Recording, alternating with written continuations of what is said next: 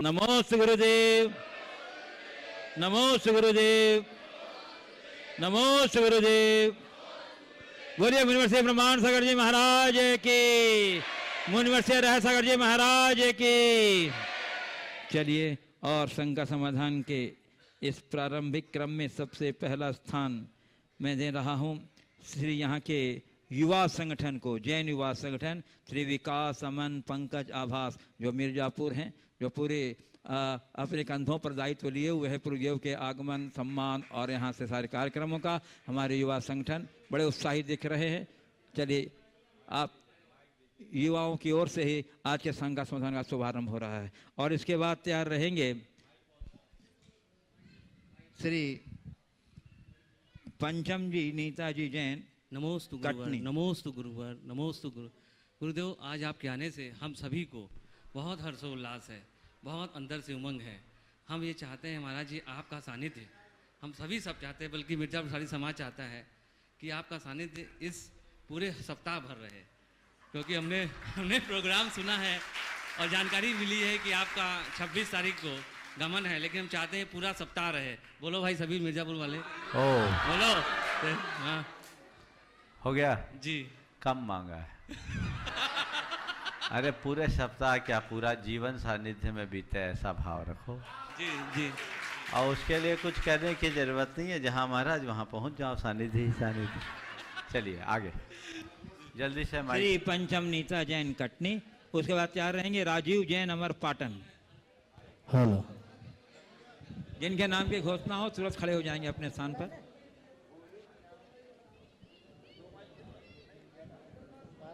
इनके बाद राजीव जैन अमर पाटन तैयार रहेंगे, खड़े हो जाएंगे अपने स्थान पर। श्री प्रमाण सागर महाराज जी की जय। ओम ओम नमोस्तु ओम। नमोस्तु नमोस्तु। हाँ बोलिए।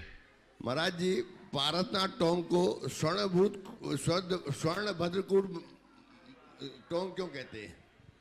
ये सब रूढ़ी नाम है, इन सब के कोई वजह नहीं है।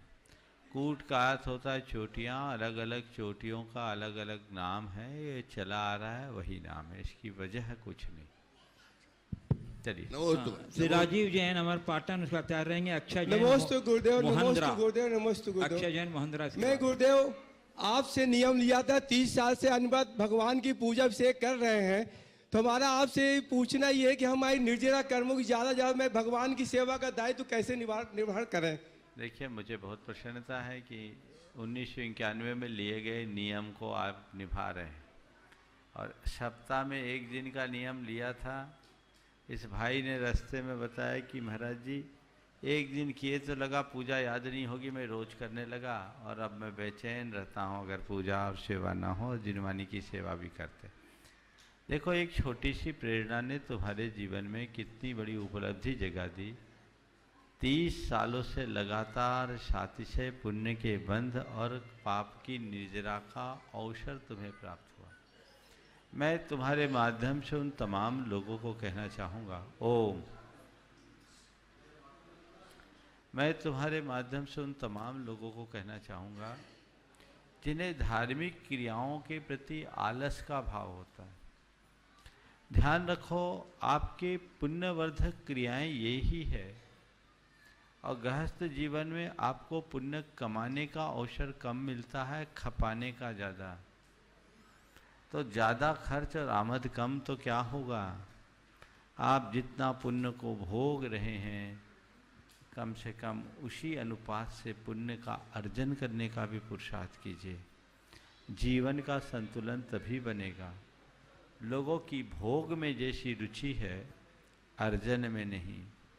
मैं सभी को एक संदेश देना चाहता हूँ, जितना संचित लेकर आए हो उससे ज़्यादा अर्जित करके जाने का लक्ष्य रखो, तभी जीवन सुखी होगा। और उनके लिए जो पुण्यावह क्रियाएं हैं, गृहस्थों के लिए दान, पूजा, शील और उपवास, ये 4 प्रमुख क्रियाएं बताई है जो पुण्यवर्धक है। ये परंपरा से मुक्ति का आधार है।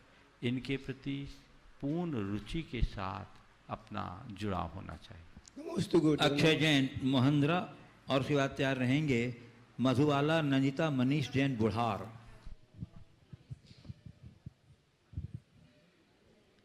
महाराज जी के चरणों में त्रिवार नमोस्तु नमोस्तु नमोस्तु। महाराज जी, मेरा प्रश्न यह है कि आज से ठीक 30-40 वर्ष पहले इतने साधु संत नहीं रहते थे, ना ही धर्म की इतनी प्रभावना होती थी, फिर भी श्रावक शुद्धि पूर्वक रहते थे और सत्य व्यसन का त्याग करता था। पर आज जितने साधु संत हैं और धर्म की बहुत प्रभावना हो रही है, तो ना ही श्रावक सत्य व्यसन का त्याग करते हैं, ना ही अच्छे से रहते हैं। तो महाराज जी, आज से 50 वर्ष पहले साधु संत नहीं थे, ये बात सत्य है। तो उस समय मीडिया और सोशल मीडिया भी तो नहीं था, टीवी और इंटरनेट का जाल भी तो नहीं था। जब हमारे पास आगे बढ़ने के निमित्त नहीं थे, तो उस युग में कम से कम नीचे गिराने वाले निमित्त तो नहीं थे। आज चारों तरफ अब संस्कृतियों का प्रसार हो रहा है। ऐसे दौर में अपने आप को स्थिर बनाए रखना एक बहुत बड़ी चुनौती है। समझ गया? मैं तो मानता हूँ ये साधु संतों का प्रताप है कि उनकी सन्निधि में रहने के कारण लोगों के जीवन में काफ़ी कुछ मर्यादाएं बची है। यदि वो ना होते तो जो कुछ है सब स्वाहा हो जाए। मधुबाला, नंदिता, मनीष जैन बुढ़ार, उसके बाद तैयार रहेंगे सुधीर जैन, पप्पू जैन, कटनी गुणायतन ट्रस्टी। महाराज श्री, बचपन में हमारे माता पिता हमें शहजादों की तरह पालते हैं। बचपन में हमारे माता पिता हमें शहजादों की तरह पालते हैं। हमारा फर्ज बनता है कि बुढ़ापे में हम उन्हें बादशाहों की तरह रखें। इस फर्ज को हम, इस कर्ज का हम कैसे वो करें? देखिए, इस फर्ज का निर्वाह करने का एक ही उपाय है कि हम माँ बाप की कृपा को उनका अपने ऊपर एक कर्ज मान लें, उनके उपकारों को अपने जीवन में एक बड़े कर्ज के रूप में देखें, उनका ऋण समझे ये कर्ज है और कर्ज उतारना मेरा फर्ज है। जब तक बड़ों के उपकारों का हम स्मरण नहीं करते, तब तक उनके ऋण से उऋण होने का कोई भाव नहीं होगा। इसलिए हमेशा हमें चाहिए कि हम उनके उपकारों का स्मरण करते रहें। मैं तो सभी से कहता हूँ, जब तुम अपने बच्चों को पालते हो, उस घड़ी सोचो कि मेरे माँ बाप ने मेरे माँ बाप ने मुझे कितनी कठिनाई से पाला। जैसे मैं एक बच्चे के पालन पोषण में इतना परेशान हो रहा हूँ, मेरे माँ बाप ने न जाने कितनी परेशानी भोगी होगी। बस इतना ख्याल रखोगे तो जीवन में कभी फिर कठिनाई नहीं हो। हाँ बोलो। नमोस्तु महाराज जी, नमोस्तु महाराज जी, नमोस्तु महाराज जी। महाराज जी, आसान नहीं है एक औरत का किरदार निभा पाना। ओम, फिर से बोलो। आसान नहीं है एक औरत का किरदार निभा पाना। एक सफेद चादर है और दाग पानी से भी लग सकता है। तो महाराज जी, एक गृहस्थ महिला का किरदार कैसा होना चाहिए कि उसका किरदार दागदार न बने? वाह, एक गृहस्थ महिला का किरदार कैसा होना चाहिए कि उसका किरदार दागदार न बने। देखिए, हर स्त्री में यदि नार्योचित गुण जुड़ जाए तो वह सारे जगत में आदर्श बन सकती है। हमारे शास्त्रों में लिखा है, नारी च तद्वती धत्ते सृष्टेरग्रिमं पदम। नारी यदि गुणवान हो तो सृष्टि में श्रेष्ठ स्थान पा सकती है। नार्योचित कर्तव्य, नार्योचित कर्तव्य में मैं 4 बातें कहना चाहूँगा। उसके जीवन में धर्मशीलता हो,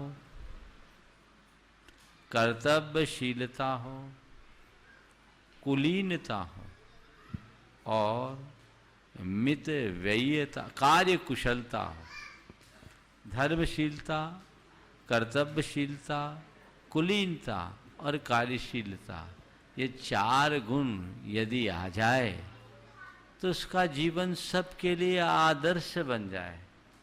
व्याख्या नहीं करूँगा, क्योंकि व्याख्या करूँगा तो पूरा सत्र आपको ही समर्पित हो जाएगा। लेकिन इन सब चीज़ों को आप समझ सकते हैं। हृदय में धर्म के प्रति प्रगाढ़ आस्था होनी चाहिए। कुलीनता के संस्कार मन में अंदर कूट कूट के भरे रहने चाहिए। उसमें लज्जा, मर्यादा, सभी बातें एक साथ समाहित हो जाती है। कार्य कुशलता अंतरंग में होनी चाहिए, जो किसी भी कार्य के प्रति हमारे मन में उत्साह और कर्तव्य निष्ठा, अपने कर्तव्यों के प्रति तत्परता, ये चीज़ें अगर जीवन में हों तो जीवन सबके लिए आदर्श बन सकता है। नमोस्तु गुरुदेव, नमोस्तु। श्री सुधीर जी, पप्पू जी जैन, कटनी गुणाटन ट्रस्टी। सुधीर बापा चाहिए हैं और उसके बाद तैयार रहेंगे अमर पाटन जैन समाज के अध्यक्ष श्री विनोद जी जैन। बोलिए पप्पू। हाँ। नमोस्तु गुरुवर, नमोस्तु गुरुवर, नमोस्तु गुरुवर। महाराज जी, मेरा ये प्रश्न है, महामंत्र रमोकार मंत्र जो अपना है वो कितने अक्षरों का है? किसी किताब पुस्तकों में लिखा रहता है महाराज जी, रमो अरिंताड़म, नमो सिद्धाड़म, नमो आड़म, नमो उज्जाड़म, नमो लो सभ्य सावड़म। फिर ऐसो पंच नमस्कारो किसी में लिखा रहता है, किसी में चत्तारी मंगलम से शुरू होता है। एक्चुअल अपना महामंत्र है कितने लाइनों का? बहुत सुंदर। देखिए, ये जानकारी हम सबको पूरी तरह होनी चाहिए। हमारा मूल मंत्र 35 अक्षरों का है और 5 पदों का है। 5 पदों के 35 अक्षर। बाकी ऐसो पंच नमो यारो उसकी महिमा है और चत्तारी मंगलम उसका दंडक कहलाता है।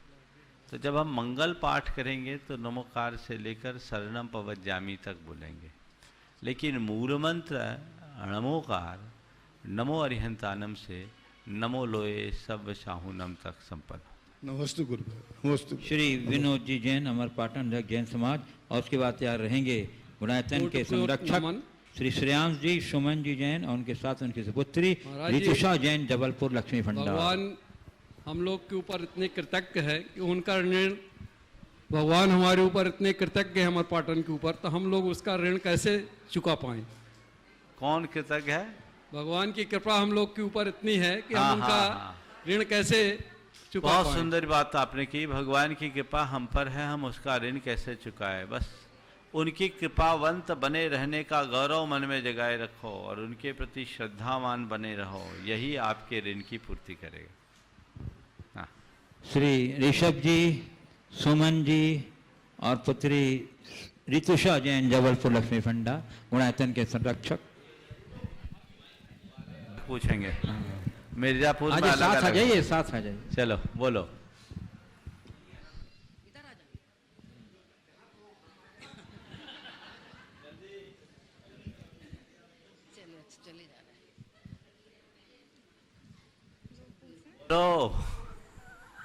के चरणों में सत नमन, सत गुरुवर के चरणों में सत नमन, सत। शरीर मन और वाणी से यदि काम न लिया जाए, शरीर मन और वाणी से यदि काम न लिया जाए तो मन कुंठित हो जाता है, और यदि ज़्यादा काम लिया जाए तो समस्या पैदा हो जाती है। तो इन तीनों का संकलन गुरुदेव कैसे करें? बिल्कुल ठीक सवाल किया। शरीर मन और वाणी से यदि काम न लिया जाए तो मन कुंठित होता है, और ज़्यादा काम ले तो परेशानी होती है। तो क्या करें? सितार को अपना आदर्श बनाओ। सितार का तार न खींचो तो मज़ा ख़त्म, और ज़्यादा खींच लो तो फिर सब खत्म। तो उसका उतना ही काम करो, उद्यम करो। जीवन में एक शब्द को याद रखो, युक्ताहार विहार। ये एक ऐसा शब्द है जिसमें हमें हमारी समस्त प्रवृत्तियों के प्रति सजग रहने की प्रेरणा है, और हमारी प्रवृत्ति में एक प्रकार के संतुलन बिठाने की बात है। हम चलने फिरने, उठने बैठने, खाने पीने, सोने, अपनी संपूर्ण जीवन शैली में संयम रखें। जितना आवश्यक है उतना करें, जो आवश्यक है उतना करें। अधिक जहाँ होगा वहाँ नुकसान होगा। तो इनके प्रति हमारे मन में जागरूकता होनी चाहिए और उसी मर्यादा अनुरूप अपना काम होना चाहिए। महाराज श्री, जीवन में सर्वोच्च लक्ष्य की प्राप्ति के लिए हमें क्या क्या पुरुषार्थ करने चाहिए? सर्वोच्च लक्ष्य की प्राप्ति के लिए क्या क्या पुरुषार्थ करना चाहिए? पहले तो सबसे पहला काम अपना लक्ष्य सही बनाना चाहिए। नंबर 2, उस लक्ष्य के प्रति समर्पित रहना चाहिए। नंबर 3, उसके लिए जी तोड़ परिश्रम करना चाहिए। और नंबर 4, जो लक्ष्य से विमुख करते हैं उन कारणों से बचना चाहिए। यदि इन 4 बातों को अपना लोगे तो कोई कठिनाई नहीं होगी। गुरुदेव नमोस्तु नमोस्तु नमोस्तु। गुरुदेव जीवन भर आदमी लेते लेते थकता नहीं है, और इस लेने के चक्कर में चारों पहर की जिंदगी आदमी गंवा देता है। देने के लिए क्यों नहीं सोचता गुरुदेव? जबकि देने से न कभी गरीब हुआ है, न कभी कमजोर हुआ है, बल्कि उसका नाम रोशन हुआ है और उसका व्यक्तित्व ऊंचा हुआ है। तो ऐसा क्यों होता है गुरुदेव? लेने में लोग तत्पर रहते, देने में कठिन। एक बार किसी ने बोला कि अगर भीड़ जोड़ना है तो क्या करें? बोले कुछ नहीं, कह दो बट रही है बट रही है बट रही है, भीड़ इकट्ठी हो जाएगी।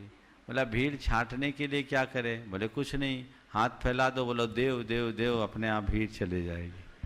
ये मनुष्य की बहुत बड़ी दुर्बलता है। मनुष्य लेने में तत्परता दिखाता है, देने में नहीं। जबकि हमारे जीवन का चक्र ग्रहण और विसर्जन के साथ ही चलता है। लेने और देने, ग्रहण और त्याग, दोनों में जब तक संतुलन है तभी तक हमारा जीवन है।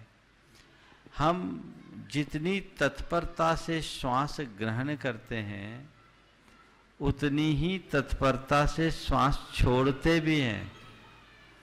थोड़ा विचार करो, श्वास लें और निश्वास न निकले तो क्या होगा? बोलो, मृत्यु को प्राप्त घुटन होगी। घुटन होगी। भोजन जितनी रुचि से करते हैं, सवेरे खाली करने में भी उतनी ही तत्परता दिखानी पड़ती है। भोजन करें और मल विसर्जन न हो तो क्या होगा? बोलो। हाँ, तो तुम तन की अस्वस्थता के प्रति तत्पर हो, जीवन की अस्वस्थता के प्रति जिस दिन जागरूक हो जाओगे उसी दिन लेने के साथ देने के प्रति भी उत्साह बना रहेगा। प्रकृति का ये नियम है कि यदि तुमने कुछ लिया है तो देने के लिए भी तत्पर हो। जो निरंतर देता है वही निर्बाध पाता है। समझ गए? एक बार हिमालय ने गंगा से कहा कि तुम नीचे बहती हो, अपना पानी सबको बांट दिया करती हो, ये ठीक बात नहीं है। इतना पवित्र जल तुम लोगों को मत लुटाओ।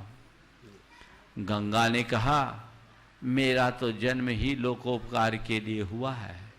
मैं अपनी आखिरी सांस तक लोगों के काम में आना चाहती हूँ और मैं निकल पड़ी हूँ। हिमालय कह रहा तुम इतनी ऊंचाई से नीचे जा रही हो। हाँ, मुझे उसमें सुकून मिलता है और मैं ये मानती हूँ कि मेरा जन्म केवल लोगों के कल्याण के लिए हुआ है, इसलिए मैं जा रही हूँ। गंगा जब बेरोक टोक जाने लगी तो हिमालय का हृदय पसीज गया और उसने जी भर कर उसे पानी देना शुरू कर दिया।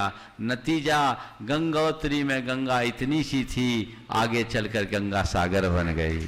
समझ गए? अगर गंगा गंगोत्री में अटकी होती तो एक कुंड बन करके रह गई होती। गंगा की गंगा सागर तक की यात्रा हमें क्या पाठ पढ़ाती है? एक ही बात कि तुम जितना बांटोगे उतना बढ़ोगे। इसलिए बढ़ना चाहते हो तो बांटना सीखो। तुम्हारे अंदर का मोह ममत्व और मूर्छा तुम्हें लेने के प्रति रुचिवंत बनाती है, देने के प्रति अनुदार। तुम्हें चाहिए कि हम देने के प्रति भी उदार बने। वस्तुतः उदारता ही हमारे जीवन के उत्कर्ष का आधार है। नमस्ते। मैं आमंत्रित कर रहा हूँ गुणायतन ट्रस्टी श्री अरविंद कुमार जी जैन, नोएडा, और बताना चाहता हूँ कि आज इनकी शादी की सालगिरह भी है और 34वीं सालगिरह है और इस अवसर पर उन्होंने दरोदय महासंघ के लिए 11,000 रुपये की राशि प्रदान करने की घोषणा की और जोरदार कदर ध्वनि से अभिनंदन कर दीजिए हमारे अरविंद जी का। और इसके बाद तैयार रहेंगे श्रेयांश जैन, सिंहपुर, वाराणसी। नमोस्तु नमोस्तु नमोस्तु। महाराज जी के चरणों बोलिए। में 3 बार नमोस्तु नमोस्तु नमोस्तु। हाँ बोलिए, थोड़ा सा मास्क नीचे करके बोल दीजिए। हाँ। गुरुवर प्रश्न तो कोई नहीं है, बस आपसे आशीर्वाद लेने की कामना थी, तो आज पूरी हो गई। बहुत बढ़िया आशीर्वाद। श्रेयांश जैन सिंहपुर वाराणसी और स्वाचार्य हैं अनन्या जैन मिर्जापुर।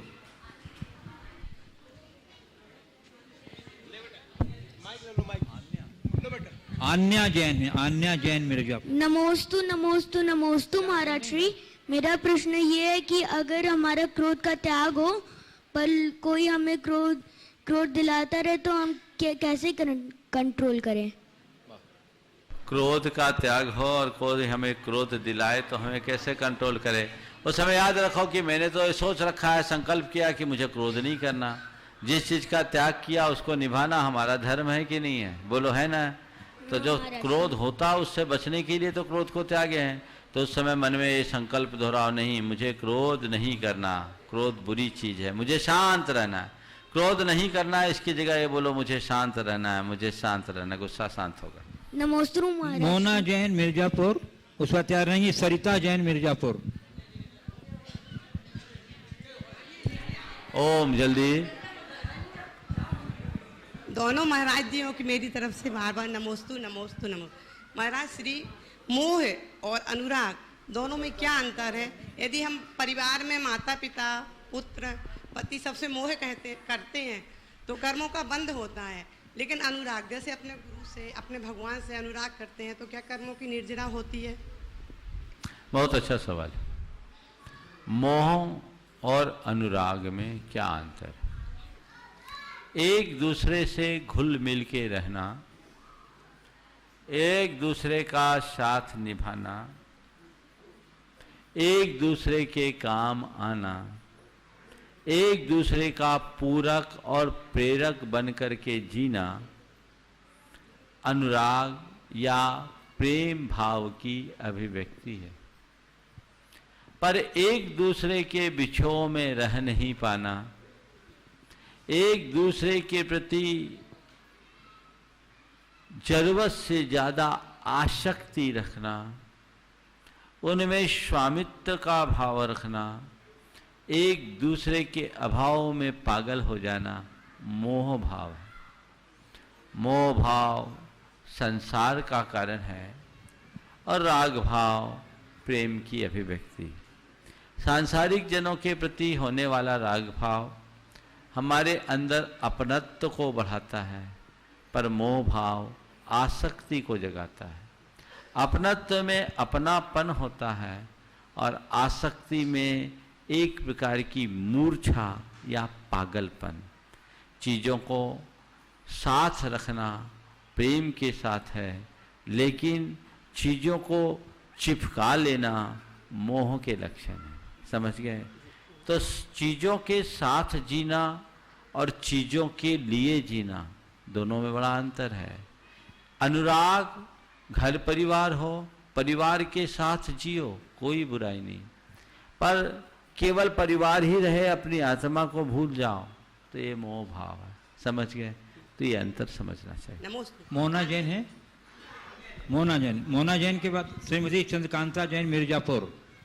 नमस्ते महाराज जी, नमोस्तु महाराज जी, नमोस्तु महाराज जी, नमोस्तु महाराज जी। महाराज जी, बचपन से जब भी जीवन में विषमताएं आई हैं, जितनी भी विडंबनाएं की परिस्थिति आती है, तो सभी बड़े उसका एक ही समाधान देते हैं, बहुत छोटे अक्षर में, कि धैर्य रखो, सब्र रखो। महाराज जी, जीवन में कितना धैर्य और कितना सब्र, क्योंकि एक जो घड़ा है उसकी भी अपनी एक सीमा होती है, और एक समय के बाद जब उसमें पानी डालते तो वो बहने लगता है। ऐसे जीवन है, इसमें भी सब्र रखते रखते जब इंसान की सहनशीलता खत्म हो जाती है तब क्या करना चाहिए? देखिए, बात बिल्कुल समझने की है और गंभीर है। हमें जीवन की अंतिम संभावना तक सब्र रखना चाहिए। जब हमारे जीवन में कुछ अघट घटे और उसका कोई समाधान हमें न दिखता हो, तो हमारे पास सब्र रखने के अलावा रास्ता भी क्या है? अधीर होने से, बेचैन होने से कुछ नहीं मिलने वाला। सब्र रखकर हम सब कुछ पालेंगे। अब जैसे सघन रात हो गई, सूरज डूब गया, अंधेरा छा गया, तो अंधेरे को कोसते हुए भी रात बिताया जा सकता है। और सुबह की प्रतीक्षा करते हुए सब्र रख करके भी जिया जा सकता है। अगर कोई व्यक्ति केवल इस बात से अंधेरे को कोस कोस कर अपना समय बर्बाद करता है, उसे हम क्या कहेंगे? अब अंधेरा आया है, अंधेरा छाया है, तो उसके छटने तक हमें प्रतीक्षा तो करनी ही होगी। जब अंधेरा छटेगा उजाला होगा, ये सोचना चाहिए। अभी अंधेरा है, समझ रहा हूं, बात समझिए। अभी अंधेरा है, घना अंधेरा है, ये रात कट नहीं रही है, लंबी है, लेकिन इतना धैर्य रखो कि रात के बाद जब भी हो तो प्रभात ही होगा, रात के बाद और कोई रात नहीं होगी। ये आशा और उम्मीद अपने मन में जगा के रखिए। आप अधीर हो जाएंगे तो कुछ नहीं पाएंगे। मैं आपके लिए नहीं, आपके माध्यम से सबको बोल रहा हूं। आज के समय में सबसे बड़ी कमी है पेशेंस की, और यही हमारे जीवन के पेन का कारण है। अधीरता हमें कमजोर बनाती है। धीरज रखने का तात्पर्य ये नहीं कि आप कोई प्रयास न करें। धीरज रखने का तात्पर्य केवल ये है कि अपने स्तर पर प्रयास पूरा करे, पर परेशान बिल्कुल ना हो। सब काम समय पर होता है। एक बड़ी पुरानी कहावत, कारज धीरे होत है, काहे होत अधीर, समय पाए तरवर फरे, के तो उसी चोनीर, है ना। तो इतना तो हमें धैर्य रखना ही पड़ेगा। हम चाहते हैं सब कुछ तुरंत, नहीं। धीरज बहुत बड़ा आलंबन है। नीतिकार कहते हैं विपत्ति धैर्यम, विपत्ति में धैर्य ही सबसे बड़ा आलंबन है। श्रीमती चंद्रकांता जैन मिर्जापुर, हत्यारना आन्या जैन मिर्जापुर। पहले श्रीमती मुनि चरणों में बारंबार नमोस्तु नमोस्तु नमोस्तु। महाराज जी, संत और बसंत में एक ही समानता है। जब बसंत आता है तो प्रकृति सुधर जाती है, और जब संत आते हैं तो संस्कृति सुधर जाती है। तो महाराज जी, हम ऐसा क्या करें कि हमारी संस्कृति हमेशा जीवंत रहे?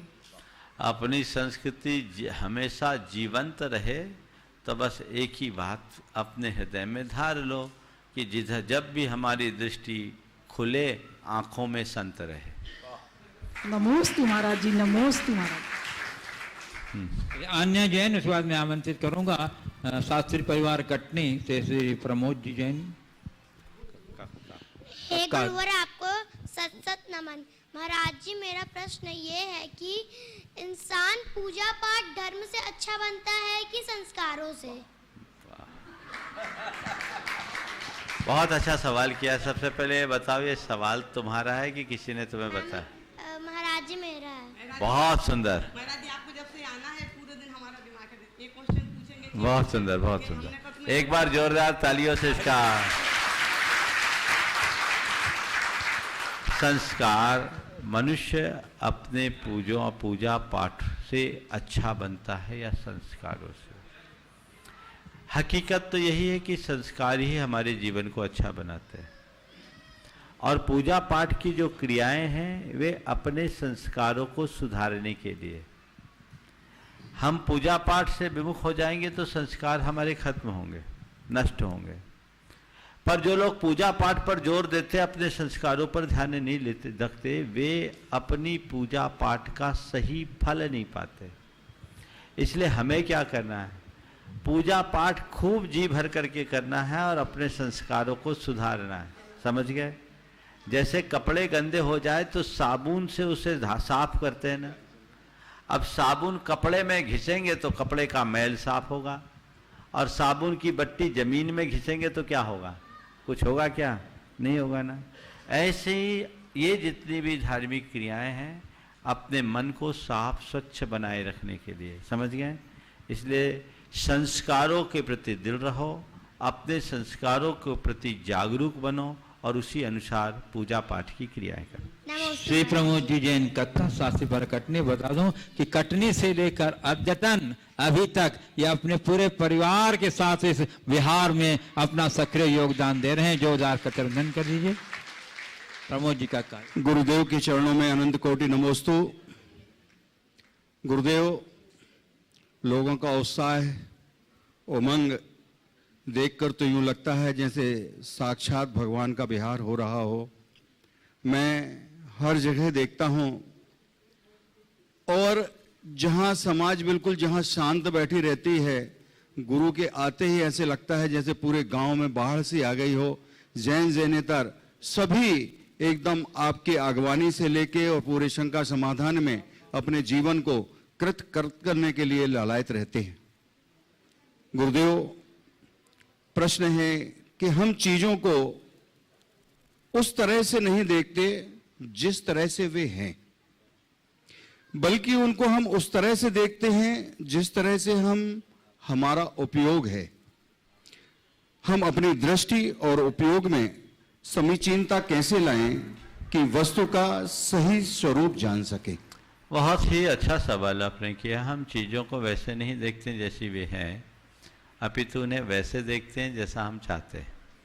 आपने ये बहुत अच्छा सवाल किया कि हम चीज़ों में और अपनी दृष्टि में समन्वय कैसे बनाएं।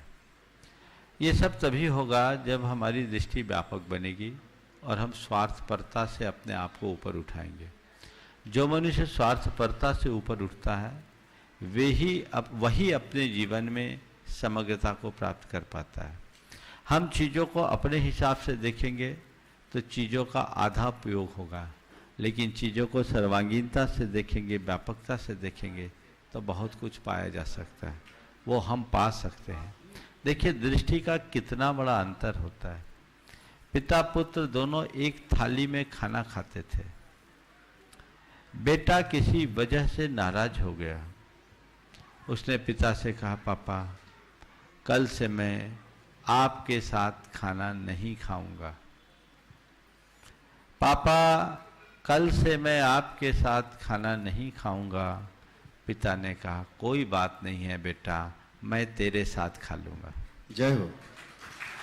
बस इतना ही एटीट्यूड बदलना है।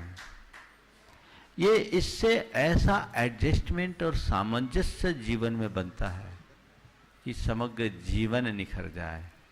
काश हम इसे आत्मसात कर सके। नमोस्तु। नमोस्तु। मैं आमंत्रित कर रहा हूँ शास्त्री परिवार से ही पंडित सिद्धार्थ जी, गुणमाला जी, जो बराबर अतिथि संविभाग व्रत में बहुत सक्रियता से योगदान दे रहे हैं। और इसके बाद मैं मंगल विहार यात्रा के पुण्यार्जक परिवार, प्रेमी परिवार से श्री इंजीनियर रमेश जी से अनुरोध करूंगा कि वो आगामी कार्यक्रमों के बारे में अपने विचार रखेंगे। परम पूज्य। और इसी साथ उनके बाद मनोज जी जैन, तो कन्नौज तैयार रहेंगे। मनोज जी जैन, मोहित जैन, मंगलम जैन। परम पूज्य गुरुदेव के चरणों में, मुनिद्वय के चरणों में बारंबार नमोस्तु नमोस्तु नमोस्तु। हे गुरुवर, बरनी जी के जीवन से एक गाथा जुड़ी थी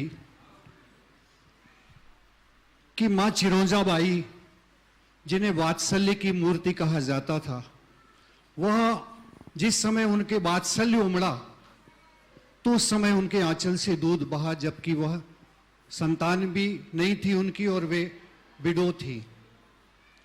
जब एक महिला के द्वारा एक जीव के प्रति इतनी वात्सल्यता दिखा दी तो भगवान क्या, खून अगर सफेद होता है तो इसमें क्या आश्चर्य है।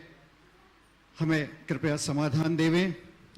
और इसी में एक बात और जोड़ना चाहता हूं आगे कि मां के दूध से भी ज्यादा गाय के दूध को प्रश्रय दिया जाता है, उसकी अधिकता उपयोगी कहा जाता है।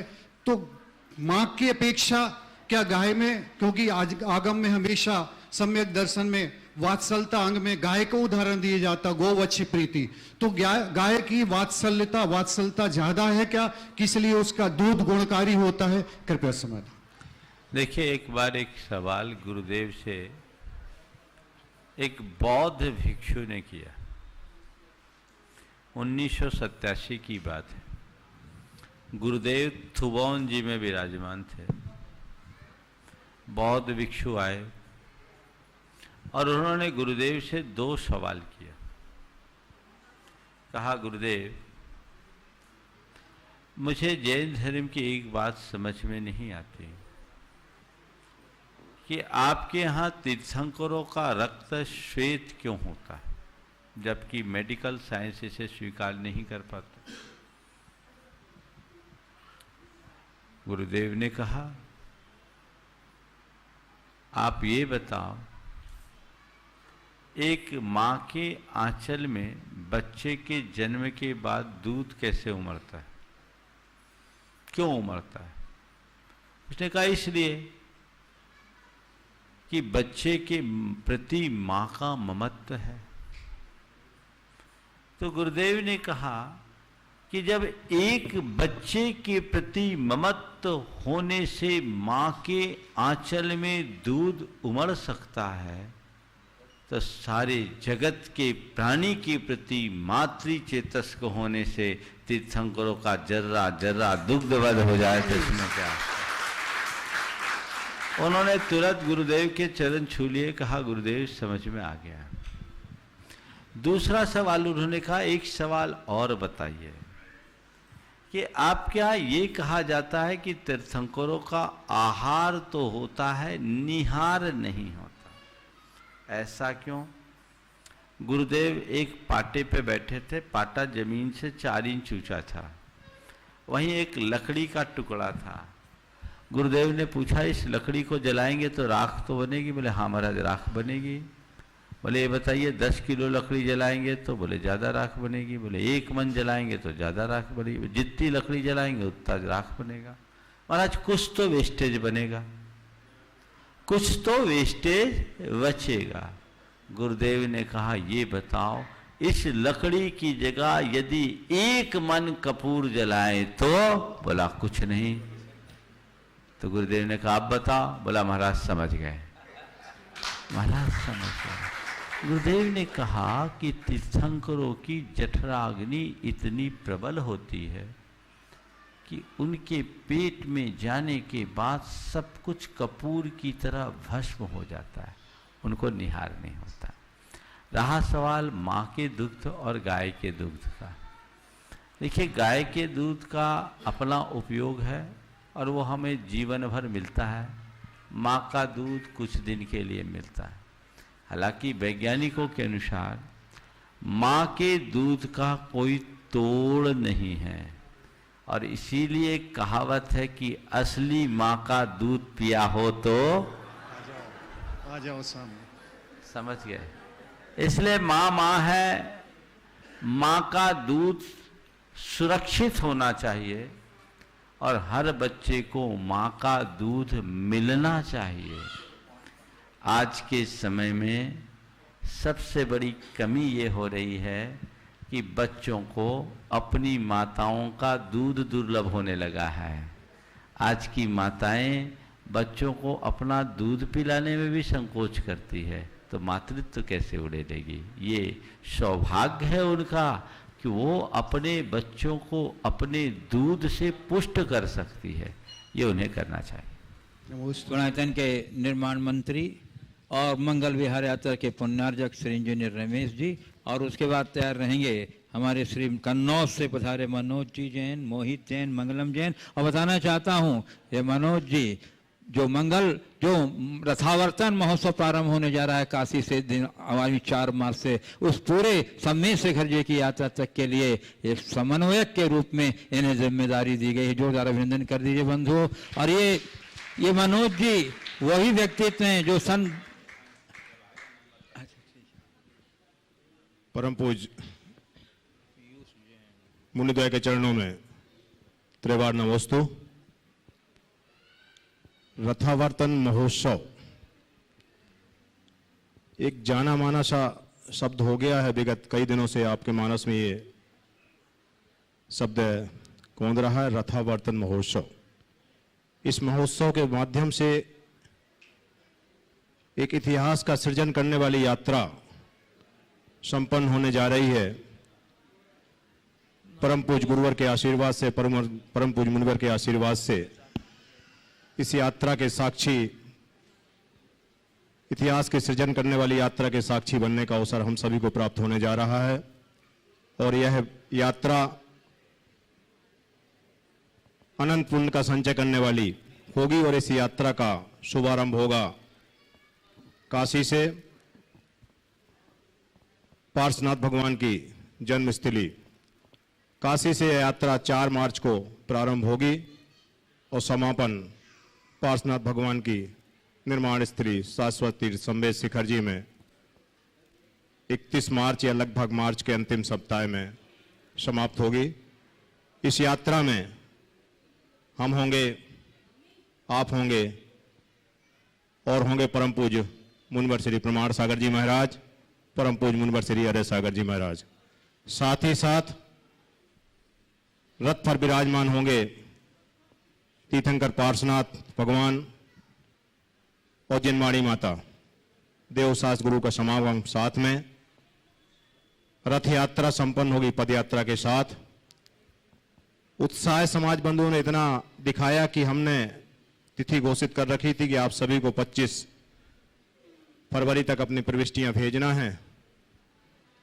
और जैसा कि मुनिवर ने बताया क्या जानकारी इतनी है कि देश से तो ठीक महाराज श्री विदेशों से भी प्रविष्टियां आई हुई हैं और आई ही नहीं है।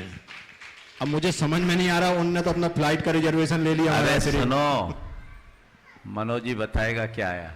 मैं निवेदन करूंगा आगे की जानकारी मनोज जी दें, क्योंकि ये यात्रा के समन्वयक हैं। और 2015 में जो गुरुदेव का इलाहाबाद से लेकर आगरा तक जो शाही विहार चला था, उसका भी गुरुत्व दायित्व ने कंधों पर था। बहुत सक्रियता के साथ इन्होंने निभाया था। जोरदार अभिनंदन हमारे मनोज जी का। गुरुवर के चरणों में नमोस्तु। गुरुवर, मेरे पास तो दुबई से फोन आ रहे हैं। ये कहा जा रहा है कि मनोज भैया हमें आना है लेडीसें के लिए, कोटा से, आपके माउंट आबू से फोन आ रहा है। कहले मनोज भैया हमें आना है, कोई जेंट्स नहीं है। तो कहले आप ही हमारे जेंट्स बन के वहां रहिएगा और हम आपके साथ रहेंगे। हम उनसे बार बार कह रहे हैं कि नहीं, अभी गुरुजी का आदेश है कि थोड़े दिन बाद का नहीं, हमारी 1 तारीख की टिकट है और हम लोग आ रहे हैं। चाहे हमें चौके में गुरुजी के बर्तन मांजने पड़े, लेकिन हम पूरे बिहार में रहेंगे। ये उनकी भावना है। गुरुजी, आज बच्चे साथ में आए हैं तो ये कुछ पूछना चाहते हैं। नमोस्तु महाराज से, नमोस्तु महाराज से, नमोस्तु महाराज से। महाराज से मेरा ये प्रश्न है कि जैसे बच्चे बाहर पढ़ने जाते हैं, तो जो बच्चा बचपन से बाहर पढ़ रहा हो और बाहर मतलब इंडिया के बाहर जा रहा हो पढ़ने, तो उसे धर्म से जुड़े रहना है, तो उसे क्या करना चाहिए? देखिए, कुछ संकल्पों में बंध के जाना चाहिए। बाहर जाना अच्छी बात है, पर पहले बाहर तभी जाना चाहिए जब बाहर के अलावा हमारे पास कोई विकल्प ना हो। बाहर जाना अच्छी बात है, पर ऐसा दिमाग से निकाल देना चाहिए कि बाहर जाएंगे तभी सब कुछ होगा। हमें आवश्यकता और अपनी पारिवारिक पृष्ठभूमि को देखते हुए काम करना चाहिए। और बाहर जाओ तो भी अपने भीतर भारत को बसा के जाओ, भारतीयता को बसा के जाओ, अपनी मर्यादाओं को सुरक्षित रख के जाओ, संकल्प के घेरे में बंद करके जाओ, तब सुखी हो। चलिए, देखिए, अभी रथ यात्रा की बात चल रही थी। बात बिल्कुल थी 25 तारीख तक की डेट बताई गई थी, रोज आप लोगों से कहा जा रहा था। लेकिन अभी आज मुझे जानकारी मिली कि इस रथ यात्रा में जितने लोगों का टारगेट था, उससे अधिक नामों की प्रविष्टियां आ गई है। और लोगों को भी अवसर दिया जा सकता था, लेकिन आप सबको पता है कि ऐसे समय रास्ते में व्यवस्था बनाना बहुत दुरूह कार्य है, बहुत कठिनता से भरा काम है, और उसके लिए पूरी टीम लगी है और जी जान से लगी है। उन सबको व्यवस्थाएं बनाने में जितने में अनुकूलता बने उतना ही काम होना चाहिए। और अभी तो देश की परिस्थितियां भी कुछ बदल सी गई है, इसलिए मैंने कहा कि अब प्रविष्टि पर रोक लगनी चाहिए। जितने आ गए हैं नाम, अब उनमें भी कितने का सौभाग्य जगता है कहा नहीं जा सकता। समझ गए? नाम तो आपके आ गए, पर ये मत सोचना कि हमने प्रविष्टि करा दी तो हमारा नाम फाइनल हो गया। आपके पास 2 से 3 दिन की अवधि में सारी सूचनाएं पहुंच जाएगी इस मंच के माध्यम से और व्यक्तिगत माध्यम से। हम यही चाहते हैं कि अधिक से अधिक लोग इसका लाभ ले, लेकिन व्यवस्थाओं की सीमा में। निश्चित ये जीवन का एक अभूतपूर्व अवसर है। ये सौभाग्य आप लोगों को मिला है। काशी से इस यात्रा की शुरुआत है, उत्तर प्रदेश वालों को उसका सौभाग्य मिला है और कन्नौज के चिंतामणि सवाई लाल परिवार को इसके पुण्यार्जिकत्व का सौभाग्य मिला है। और भूमिका तो मिर्ज़ापुर से बनी थी, मिर्ज़ापुर वालों की भी बड़ी प्रबल इच्छा थी, लेकिन ठीक है, ये भाग्य उनका प्रबल था और उनका निवेदन आप लोगों से बहुत पुराना था, समझ गए? आज का नहीं, 5 वर्ष पूर्व का निवेदन था। तो वो अवसर उनको मिला है। आज हमारा मिर्ज़ापुर आना हुआ है और आप लोग तो ये तीसरा मौका है। पहली बार आए थे तो कड़ाके की ठंड थी, दूसरी बार आए तो प्रचंड गर्मी, अभी बीच के मौसम में आए, हिसाब बराबर हो गया। लाभ ऐसे ही लेते रहे और अपने जीवन को धन्य करें। तो जो सूचनाएं आपको अभी दी गई है, उत्साह बनाए रखें। आपको जो यहाँ से निर्देशित किया जाए उसके अनुरूप आप सारा कार्य संपन्न करें। मैं आमंत्रित कर रहा हूँ गुणाचन के शिरोमणि संरक्षक कन्नौज से श्री पीयूष कल्पना जी को, और उसके बाद तैयार रहेंगे श्री शरद सराव की गुणाचन ट्रस्टी कटनी से। पीयूष जी नहीं, पीयूष जी, कल्पना जी, जैन कन्नौज, हाँ आ रहे हैं। और उसके बाद तैयार रहेंगी श्री शरद सराव की गुणाचन ट्रस्टी कटनी से। बोलो।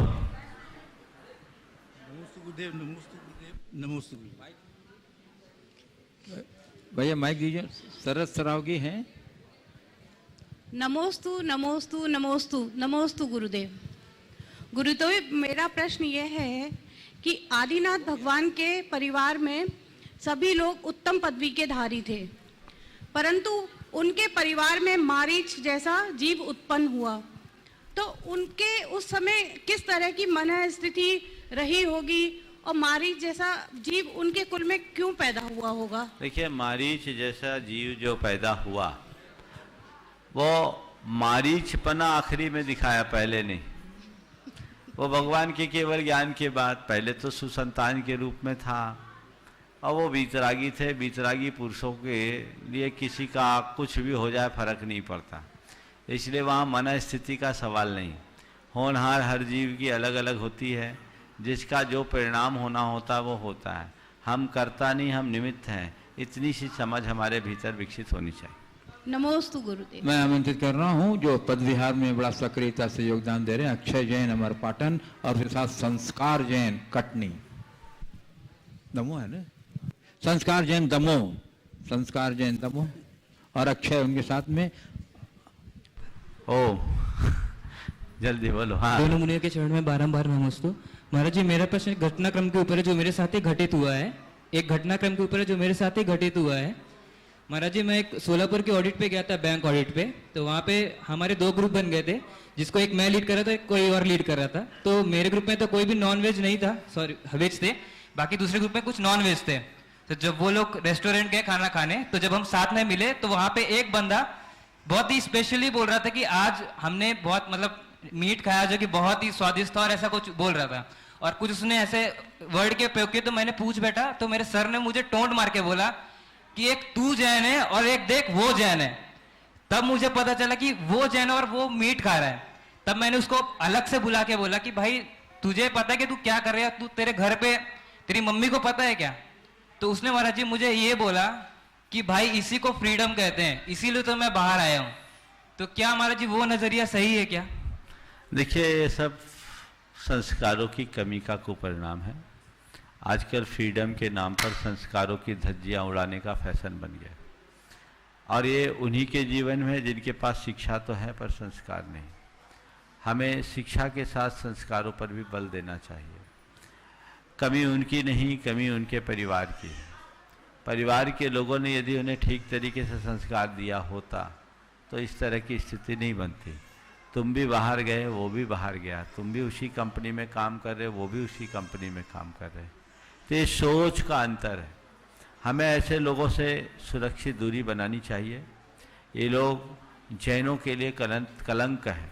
बहुत सारे लोग हैं ऐसे। एक बार की बात है, एक डॉक्टर, बड़े डॉक्टर थे, वो एक पार्टी में गए। पार्टी में उन्होंने खुद ने नॉनवेज खाया।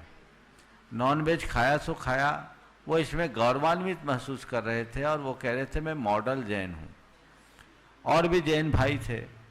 जैन भाई तो उस समय कुछ कहने की स्थिति में नहीं थे, लेकिन वहाँ एक श्रीवास्तव जी थे जो पूरे तरह से शाकाहारी थे, वो भी डॉक्टर थे।